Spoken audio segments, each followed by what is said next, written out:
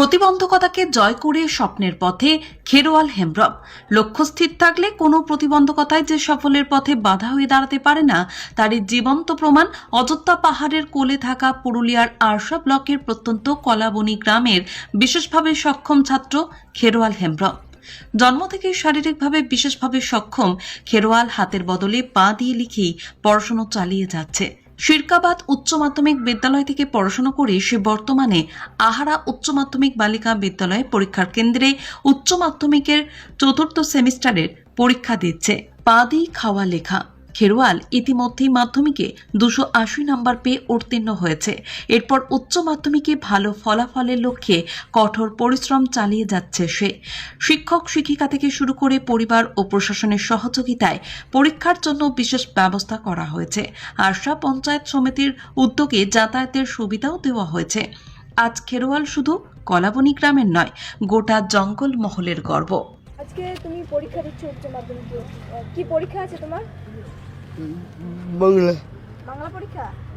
কোন semester? Fourth semester. কোথায় পড়েছে তোমার সেন্টার? স্কুল। ঠিক আছে, ভালো করে পরীক্ষা দাও। আই লিখে উচ্চ মাধ্যমিকে বসে আপনার ছেলে খেরোয়াল, কি বলবেন? আসলে এই তো মাধ্যমিক থেকেও সেই মানে পায়ে লিখে, আর ছোট থেকেই পাই লিখে? হ্যাঁ, ছোট থেকেই পায়ে লিখে। হ্যাঁ, আজকে হচ্ছে মানে ফোর্থ সেমিস্টার মানে এইচএসের,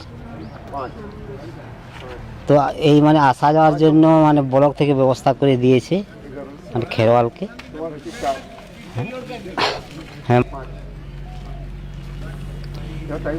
এখানে খেরোয়ালকে মানে সব দিক থেকে মানে সাহায্য করেছেন, যেমন পুলিশ প্রশাসন, এবং আসা যাওয়ার জন্য এই মানে ব্লক থেকে একটা টোটো করে দিয়েছে।